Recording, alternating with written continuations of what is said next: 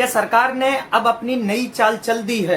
क्या जंतर मंतर पर चल रहा आंदोलन अपने अहम मोड़ पर पहुंच गया है? आखिर सोनम वांगचुक को पुलिस अस्पताल क्यों लेकर गई? क्या ये सिर्फ उनकी बिगड़ती तबीयत की वजह से था या फिर जैसा उनके समर्थक आरोप लगा रहे हैं, क्या उनके अनशन को खत्म करवाने की कोशिश की गई? और सबसे बड़ा सवाल, आखिर सरकार को उनकी सेहत की इतनी ही चिंता थी तो जिन मांगों को लेकर वो अनशन पर बैठे हुए हैं उन पर अब तक बातचीत क्यों नहीं हुई? और इस पूरे घटनाक्रम का देश की राजनीति पर क्या असर पड़ रहा है?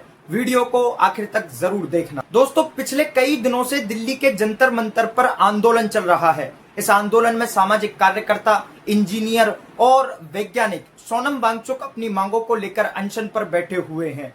अनशन के दौरान उनकी तबीयत लगातार बिगड़ने लगी। इसके बाद पुलिस उन्हें अस्पताल ले गई। प्रशासन का कहना है कि ये कदम उनकी सेहत को देखते हुए उठाया गया, जबकि उनके समर्थकों ने खुले तौर पर कहा है कि वो इस आंदोलन को कमजोर करने की कोशिश कर रहे हैं, इसलिए उनको उठाया गया है। यहीं पर इस पूरे मामले ने एक नया राजनीतिक मोड़ ले लिया।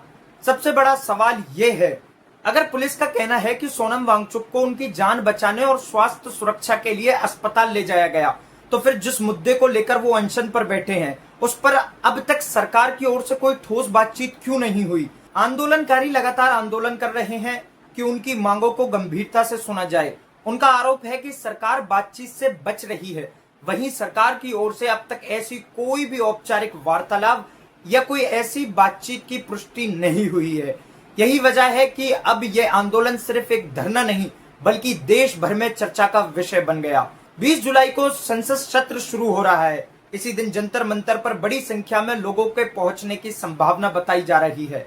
कई संगठनों समर्थक ऐलान कर रहे हैं, अभिजीत दिपके भी ऐलान कर रहे हैं कि सबको संसद चलना चाहिए। बड़े बड़े नेता वहां पर आए हैं, चंद्रशेखर रावण, संजय सिंह, मनीष सिसोदिया, अरविंद केजरीवाल, सपा पार्टी से भी काफी सारे सांसद वहां पर आ चुके हैं और भी काफी अलग अलग पार्टी से अलग अलग लोग आ चुके हैं और सारे यही कह रहे हैं कि संसद पर जाना चाहिए। और अभी हमारे राजस्थान से हनुमान बेनीवाल भी वहां पर गए हैं। लेकिन दिल्ली पुलिस ने साफ कर दिया है कि बिना अनुमति के संसद पर जो मार्च है उसकी इजाजत नहीं है।